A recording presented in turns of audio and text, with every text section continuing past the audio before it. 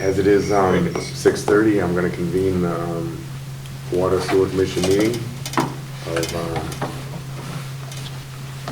August 27th, 2019. I'd like to have everybody stand and pledge allegiance. We have a flag in the corner.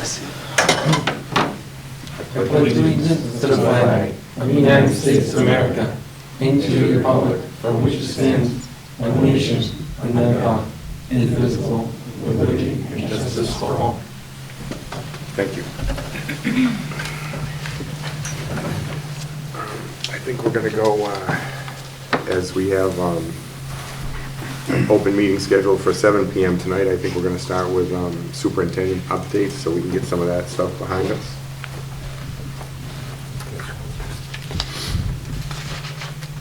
We were just quickly talking about, off camera, we were talking about the night work. 123 and 140, the began night work August 18th, which was Sunday night.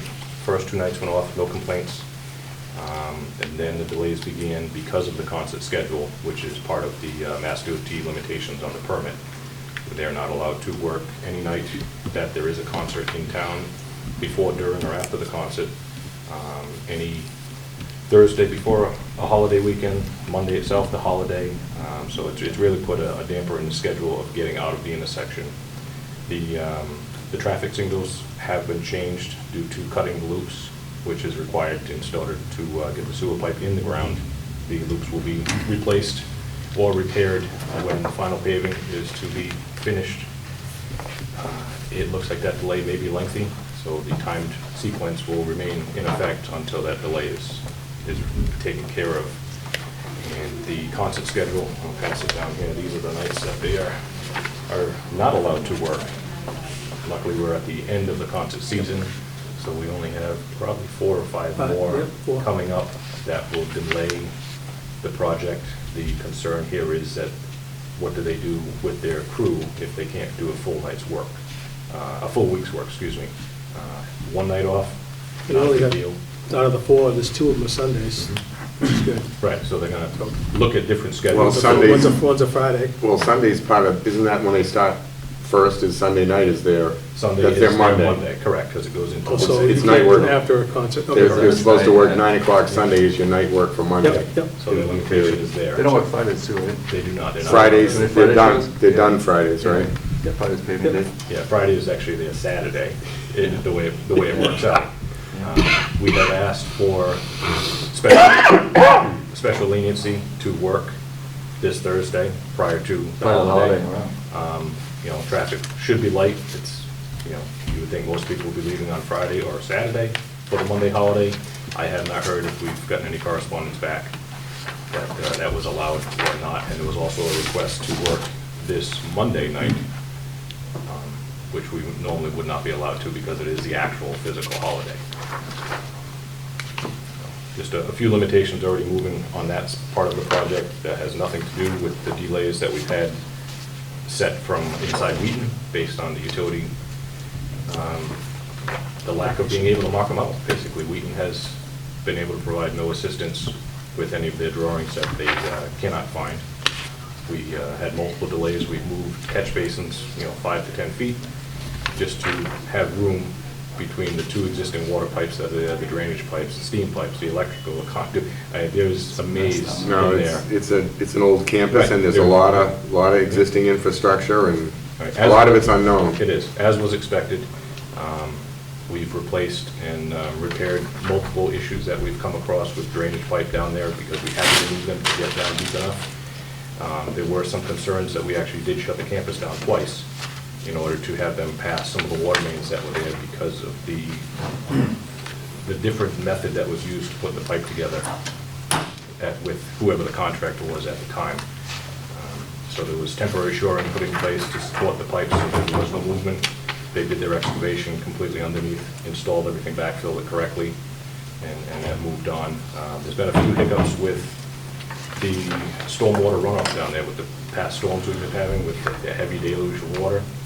The area that the water is naturally made to run off down there goes directly into the wetlands. Jennifer has been down there a couple times. There were methods put in with the siltation basin, the straw wattle that was there, and the water flow is such that it actually erodes and moves that out of the way. That's by existing design. It's pre-existing, has nothing to do with the work that's been done there. We're doing everything we can to, limit what goes in there. They've hand shoveled debris out of the wetlands, some of which was pre-existing, which is shown on the video that was taken from pre-construction. Good. There has been issues with the camera that was used down there to show the work that was done between storms. The pictures didn't come out, or they weren't a very good representation of what was done. So Jennifer has put one cease and desist on them until the repairs were made. They were back up and moving the next morning after the repairs were done. She was happy with what went on. Just something that they're going to work on moving forward. And I know Steve, I believe, has reached out to Wheaton to talk about looking at a permanent solution. This has obviously been an existing condition that's been going on. We're dealing with it because we went through the access area. We have a temporary berm that's in place, but it doesn't solve the issue that the water can overcome the berm or whatever type of method that you put in to hold it back. Everything is designed to drain that way, so there needs to be some type of holding basin put in prior to discharge into the wetlands. So I know Steve has reached out and was looking, I think, with Jennifer's help on that to see what's involved. It shouldn't be something that should come back on us. It should be something that Wheaton's involved with. Maybe we can work something out with the contractor and see how it goes. There's still a lot of unanswered questions of what goes on there and where their drains even come from and where they terminate. There was a vault that they had to go under. We were able to get under the corner of it without having to pump this vault that nobody really knows what it does. Nobody can answer us what it was inside Wheaton. It's been existing, and it doesn't appear there was any maintenance or anything done on it. If it is oil water separator or whatever type of basin it is, we just couldn't get answers, so we decided to go around it instead of remove it, pump it, and then put it back in, just not knowing what was involved. That's where we are with the Wheaton. They've moved from the Fillmore Drive part, which is inside the Wheaton. Right. Now they're coming up to the town section of Howard Street, where the utilities and everything should decrease. I say should, and put that in air quotes because you really don't know.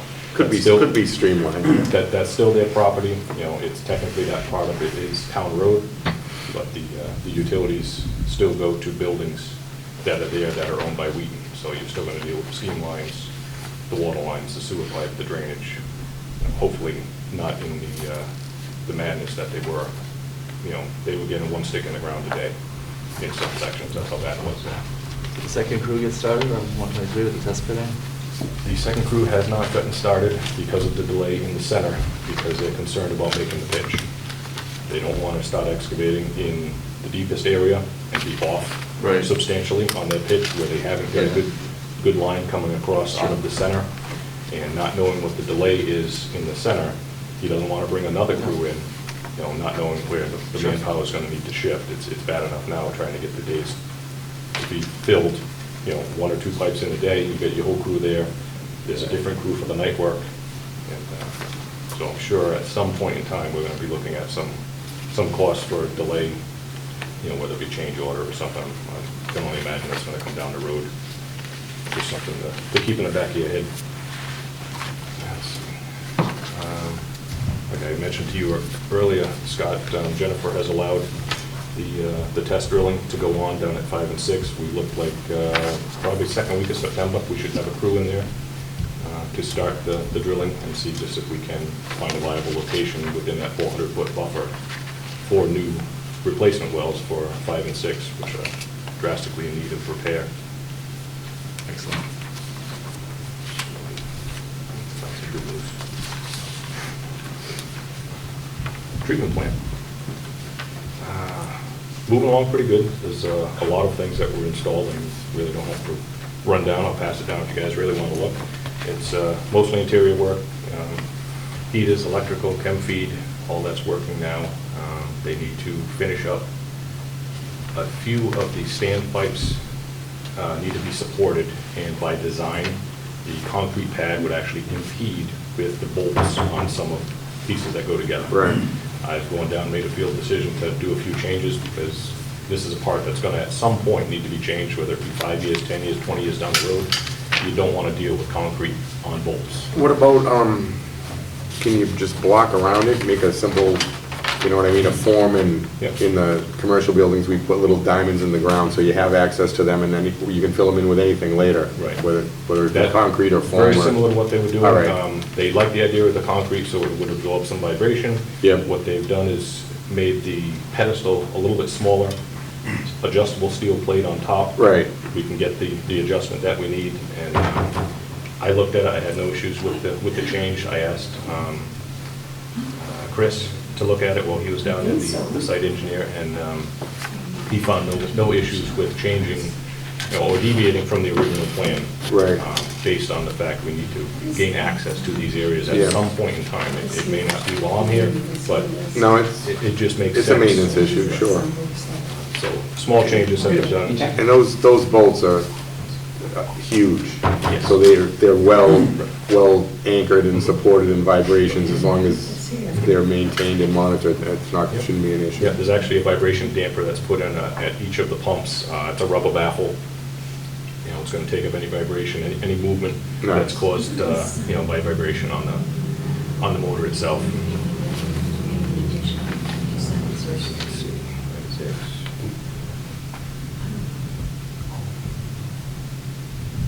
Employment applications. I was able to bring back one of our prior operators who has 3 years' experience and already holds multiple operator training licenses.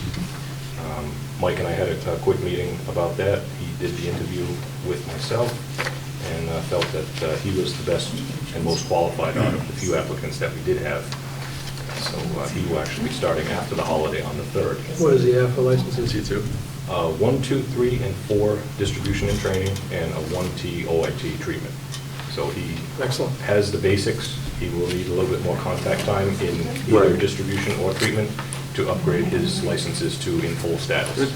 And then obviously additional training to go from his 1T to a 2T, but the 1T and the 1 OIT licenses will cover if we have to do a second and third shift, if we have to do weekends at the treatment facility. So in order to gain the knowledge he needs and the contact time, he will physically have to work in the plant to go towards his contact hours that he puts in for the board of licensures. Okay. But to have 3 years under your belt and have the licenses that he already has in place is kind of the things that we're looking for to streamline the transition. Right. It's tough to find people, too. It is very with tough. those licenses. Yep. No, well, that's a good step, Frank.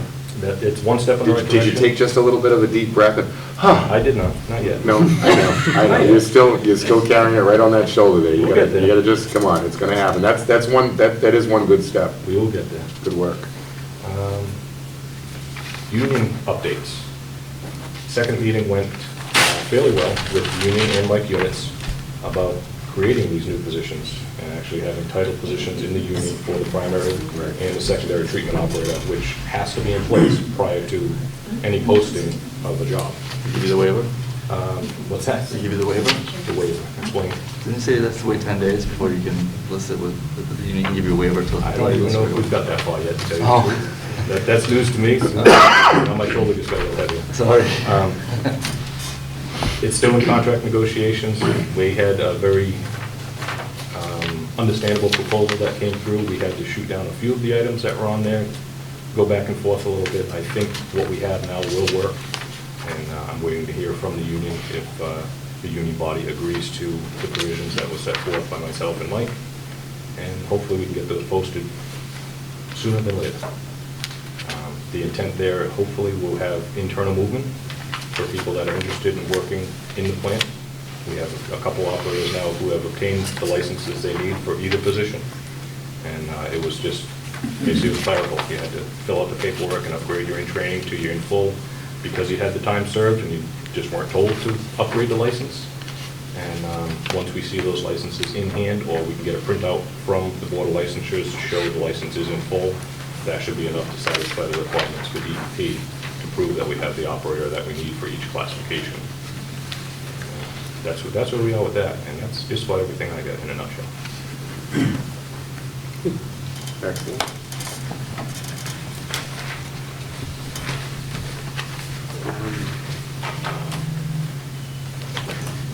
have a little bit of time left before the 7 o'clock. Because I don't think we really should do, to open meeting laws, jump into the 7 o'clock thing. Do you have a couple of back burner items you could hang us with 10 minutes? Sure. I feel like the Tonight Show, we gotta bust 10 minutes. Right. What about the DEP? Frank? Oh, you can take 10 minutes. What do you got, Scott? What do you got, Scott? Are we trying to get the same person with the DEP to bring them up to speed where we are now? You are So that correct. in 2 months, when we're ready to open, they can be the same person and hopefully. Correct. We will have the same person coming down that has done our sanitary survey in the past. He is also the person who will put the plant online and give us the well wishes when everything is done in that 3 to 6 month time frame. We hope we stick to that. It is completely up to DEP. Once they see the processes that are in place, if they feel everything is working, there's no strings, they can shorten it to 3 months. I think that's the shortest I've ever heard. 6 months is the average, and they can actually, put the project out a little bit longer as far as the final approval to run automated, based on if there's any hang-ups or something that they want to see run a little bit differently. We had a quick talk with the engineer on site about how we could transition the wells. We are looking, currently, we're hoping for September to have the first well online, which would be, the way the original plan was designed, would be well 4. We have to look at a few numbers to make sure we're going to be within a pumping range for that well, and if the small amount of difference from what we are pumping now to increase is going to be sufficient to run the plant without the plant having to turn on and off. You want to have continuous flow, so you have to match your discharge with your intake. There's still some numbers we have to look at, and we have to make sure that we get permission to do that from DEP. There is a pump to waste that we've talked about at a few other meetings. We are looking to see if we can get that number lowered, but there is a requirement in there to show that you have a pump to waste, to show your treatment technique is working, all your pumps, your analyzers, everything, prior to them granting approval to go into the system as a finished product. Can we make a conservation angle on that? Because generally we have a problem with us discharging hundreds of thousands of gallons of water in our wetlands. Yes, I have mentioned Flow, that. right? Yeah, exactly. That'd be a way to go around it. Yeah, There's I've definitely- never seen them, you've gotta test all the processes. DEP won't let you go online if you haven't done that, so. Right, and you may need to take some special measures so that we don't have major erosion because of the location of the plant. Yeah. That's something I'm sure Jennifer will be involved with. And I welcome her thoughts. We can explain to her where the discharge is going to come from, where the impact area we think will be, and get her thoughts and your thoughts on some solutions for that. Sounds good. Anything else? That's all I got You for got now. something wheeling up there. I have a lot in my head, but that'll be enough for now, though. That was 5 minutes. That's all I got. Steve, you want to sing a song? I have some music I'd like to do. I'm gonna picture on the wall. We can work on that.